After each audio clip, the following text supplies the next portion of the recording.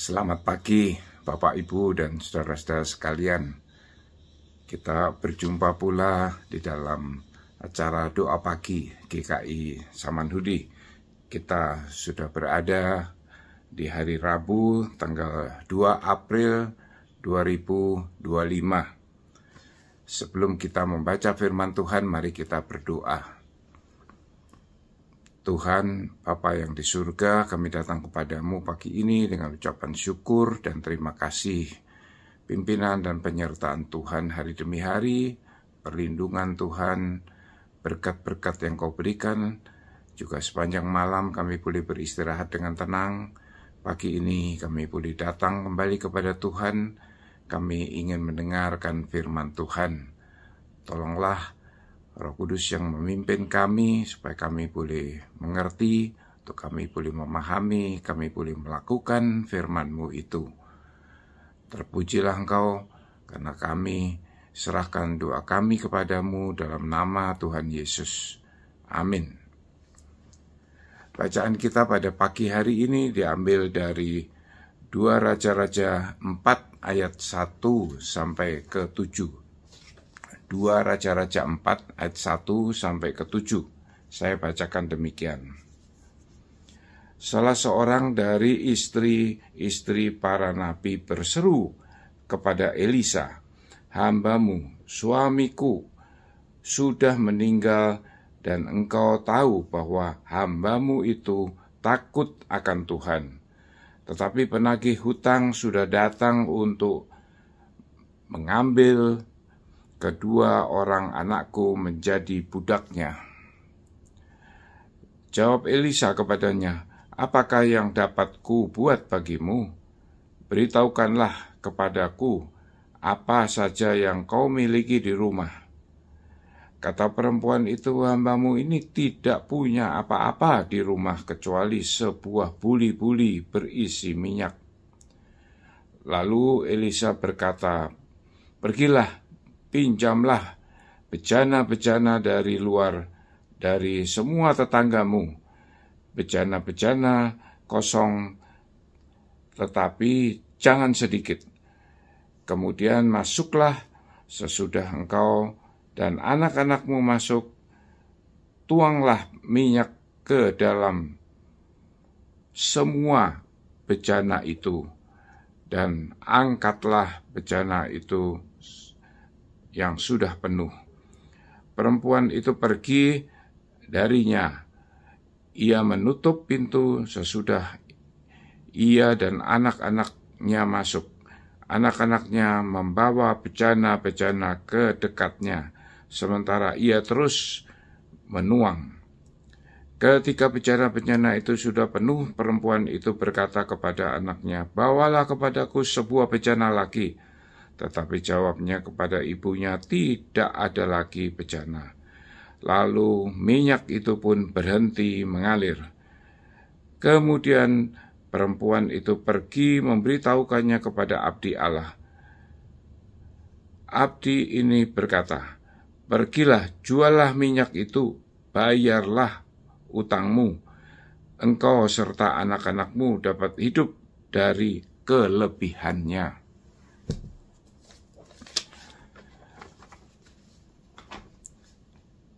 Bapak, Ibu, dan saudara-saudara sekalian, seorang nabi meninggal dunia. Ini terjadi pada zaman Nabi Elisa, yaitu tahun 700 sebelum Masehi. Dia meninggalkan seorang istri dan 2 orang anaknya. Tapi dia juga meninggalkan hutang, di mana penagih-penagih hutang akan datang dan sudah datang kepadanya untuk menagih. Tapi perempuan ini tidak mampu membayarnya. Maka penagih hutang akan mengambil anaknya menjadi budak. Perempuan ini datang kepada Nabi Elisa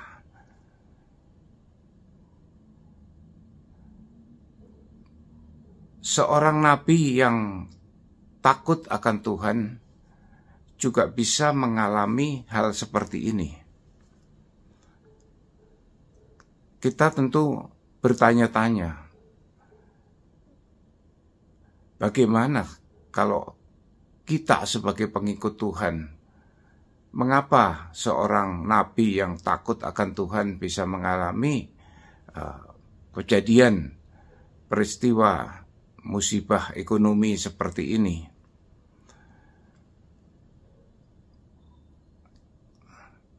Banyak ditanyakan dari orang yang baru mengikut Tuhan bahwa kenapa pengikut-pengikut Tuhan mengalami kesulitan-kesulitan yang begitu rupa.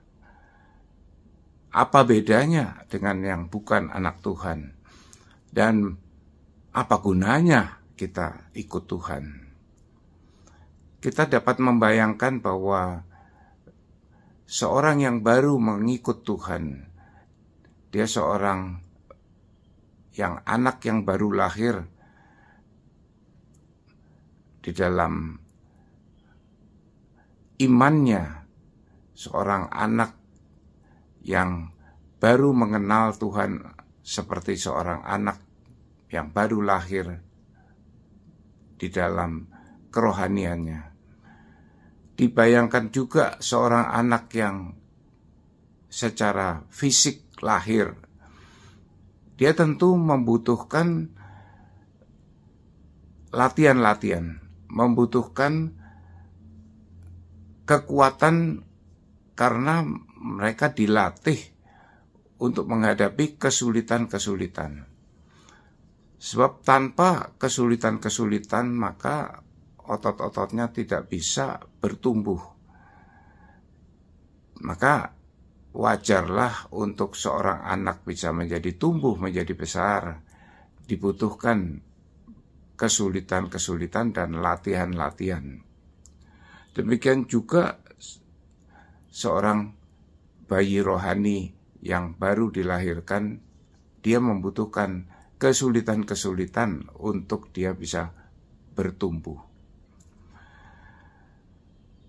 Dalam hal ini kita kembali kepada cerita perempuan tadi, bahwa dia datang kepada Nabi Elisa. Kesulitan-kesulitan yang kita alami, apakah kita datang kepada Tuhan kita, ataukah kita datang kepada orang lain?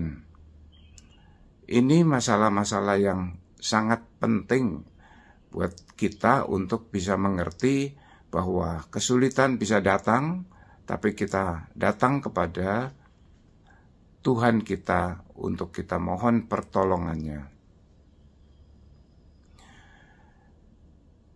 Nabi Elisa mengatakan bahwa apakah yang dapat kuperbuat?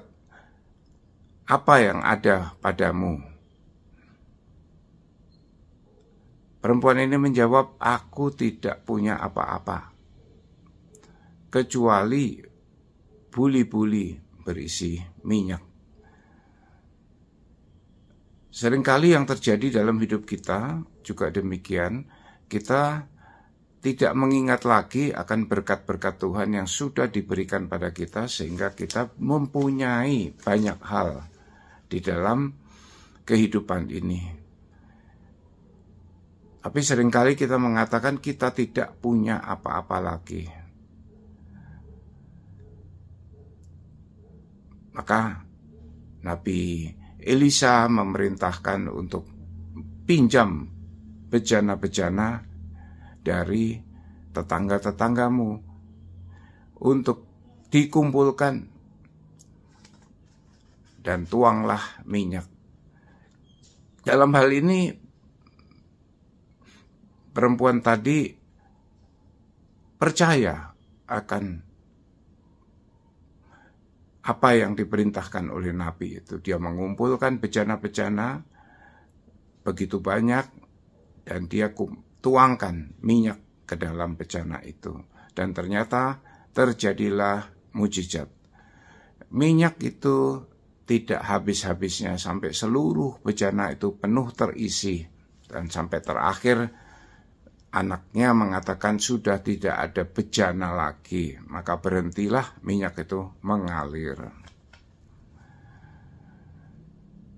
Maka inilah solusi yang diberikan oleh Tuhan kepada perempuan itu.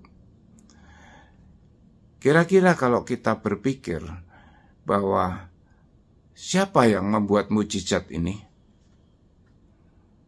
Apakah Nabi Elisa?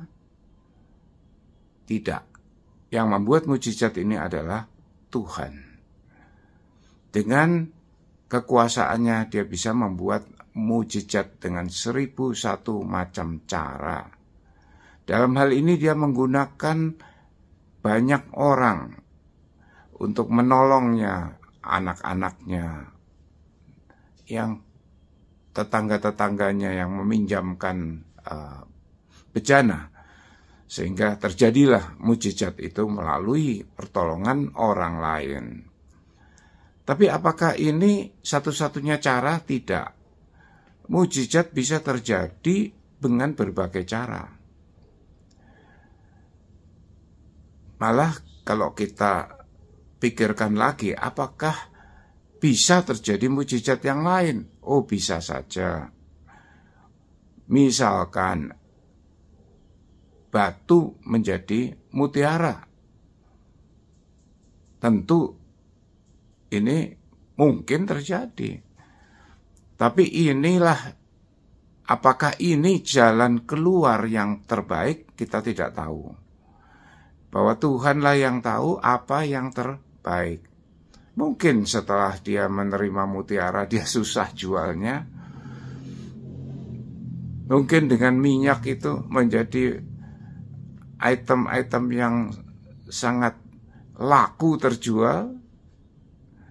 Jadi Tuhan tahu cara yang terbaik. Jangan kita memaksakan kehendak kita.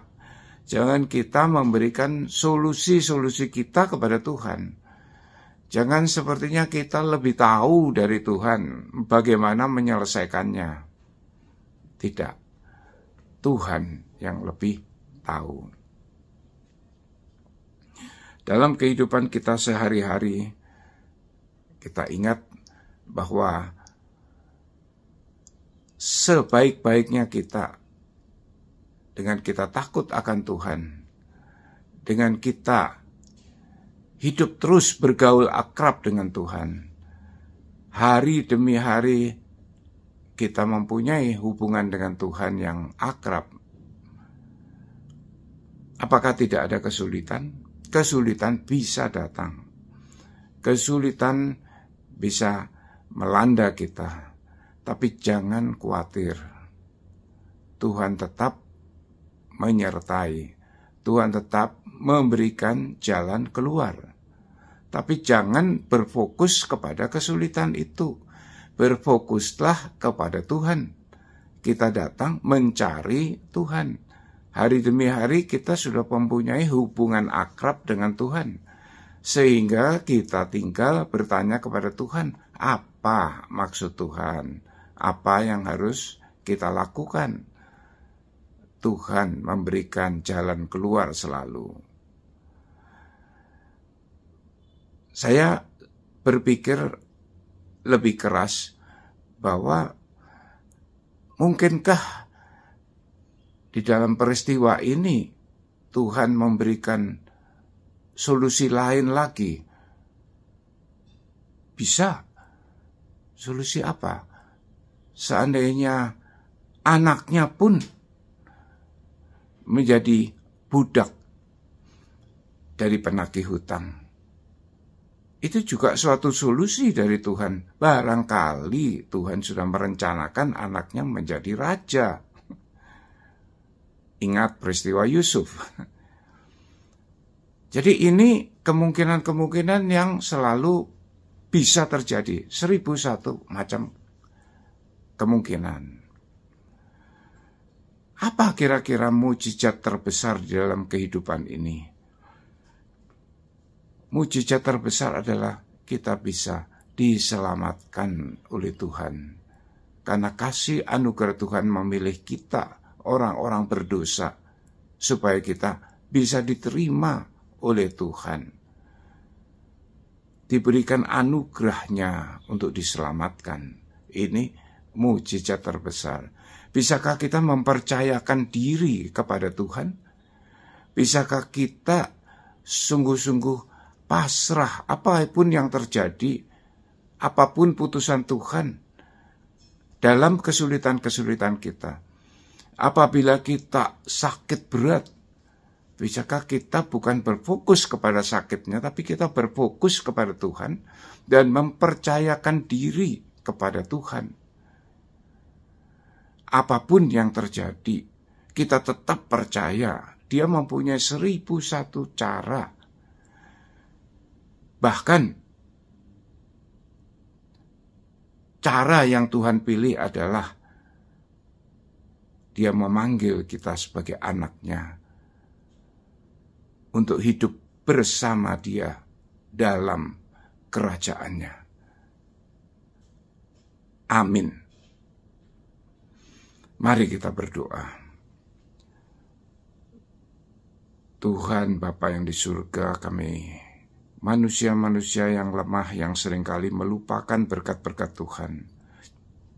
Tapi terima kasih Tuhan sudah mengingatkan kami untuk kami boleh mempercayakan diri kepada Tuhan apapun yang terjadi di dalam kehidupan ini. Kesulitan-kesulitan kami yang kami hadapi, Engkau mempunyai 1001 cara. Engkau Allah yang berkuasa, Allah yang maha baik.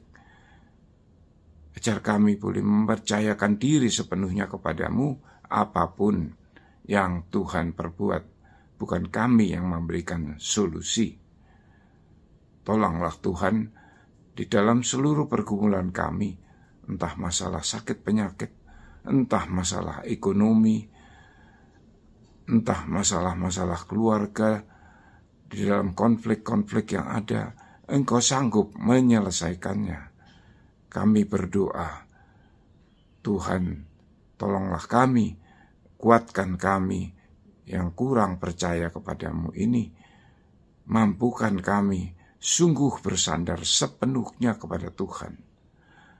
Dalam nama Tuhan Yesus. Amin. Selamat berkarya, selamat melanjutkan kehidupan ini dalam perjuangan-perjuangan kita, untuk kita boleh tetap mempercayai Tuhan kita. Amin.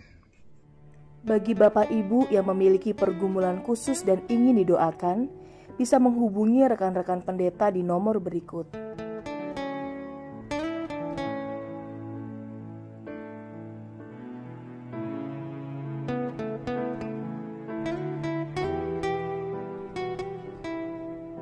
Tuhan Yesus memberkati.